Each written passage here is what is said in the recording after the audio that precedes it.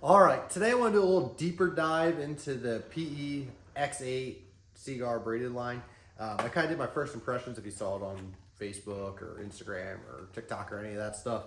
But we're going to go into a little deeper dive. So I've used it on 3 different trips now, and I'm super impressed with it. Some things about it, it's super thin if you haven't seen what I was talking about before.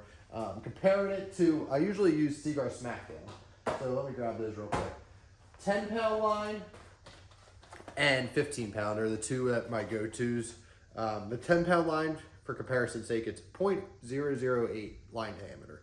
15 is 0.009. So they are, 15 is obviously a little bit thicker than the 10. Well, comparing that to the PE-X8, this is 18 pound to 21 pound. This is what Seaguar recommended to me to use for bass fishing sort of things, like that sort of line and reel and all that. So the 18 is 0.006, which is significantly smaller than the first 2 Smackdown spools I was telling you about, and it's 18 pound versus 15 and 10. And then the 21 pound, which is kind of fallen into my sweet spot where I really like this line, is the 0.007. So 0.007, again, 15 pound was 0.009.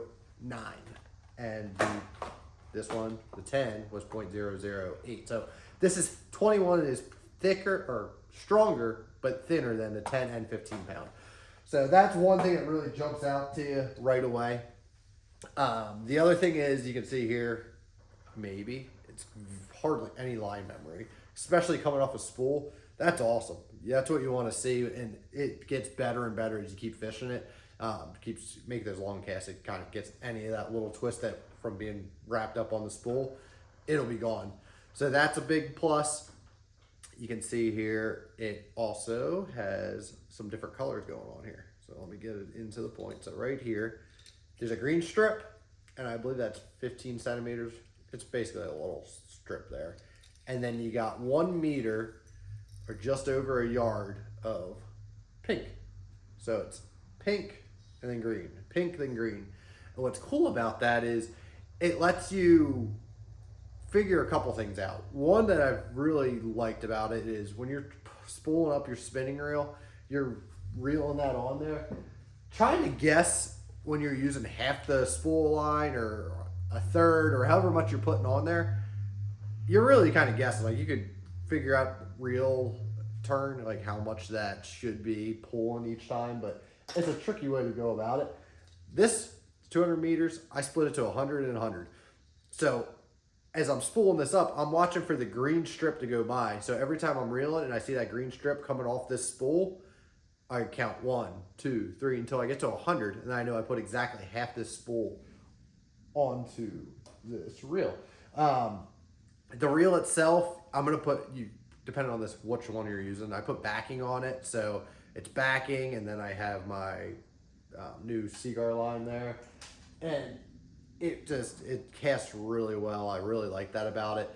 It comes off your spool super fast. So when you make that cast and you fire it out there, it flies off there. It casts, I don't know if you would, I couldn't give you an actual percentage, but say it casts 25% further.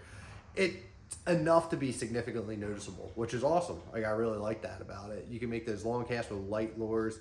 The blade bait's not necessarily something that would show that, but like throwing a tube, something that has like a 1/4 ounce head in it, that you can really get that flick out there, and it goes and goes and goes, and it just keeps going. So that's one of the best things about it. Something else I noticed, we were fishing, it was pretty cold. Spinning reels, when you got braid on, a lot of times that absorbs some water, and you'll be reeling it, and you can kind of get that spray on your hands. It's not terrible, but when it's really cold out, it's not a great situation. This stuff didn't seem to hold that for whatever reason. It's a little bit slicker. It's kind of got almost like a, I don't want to say waxy coating, plasticky coating to it, but they do something with that braid to make it so it's slicker and comes off. And if they knew it or didn't know it, it repels a lot of water, which is nice. So that's kind of the first impressions I have of this stuff. Something else I've had it out for 3 trips, like 3 full days of fishing. I've thrown a blade bait, a tube, and a swim bait on it. So the tube, you're getting a lot of that line twist and stuff that you would normally have. I haven't been getting any wind knots with it. So you're casting that out there. I have yet to get one, which is great. Usually when you use light line and thin braid, you get some of those, and that's something you kind of have to deal with normally. But so far so good. This stuff has been super impressive, and I haven't had to deal with that, which is really nice when you're fishing in the cold. This 21 and the 18 I've been tying with 8. I guess the 8's the lightest I've gone with fluorocarbon, and 10 pounds what I've been using a lot. It's at Seaguar. I don't know if I have it out here, but it's like Grand Max. It's a new leader material I've been playing with. Very impressed with that too, and I'll talk more about that as I keep using it and can compare it a little bit better. But this stuff, I'm very confident in it at this point. There's a good chance for 2025 this is going to go on all my reels. We'll see. I'll play a little bit more with it and make sure I still feel that way. But after the first 3 trips, highly recommend checking it out. I'll do another follow-up with this if something should change. If I all of a sudden stop using it, don't like it as much as the Smackdown, I'll share that with you guys as well. So if you have any questions, put them in the comments below. Happy to help you out there and see if we can't figure out what the best line for you is. All right, have a great day, and I'll talk to you soon.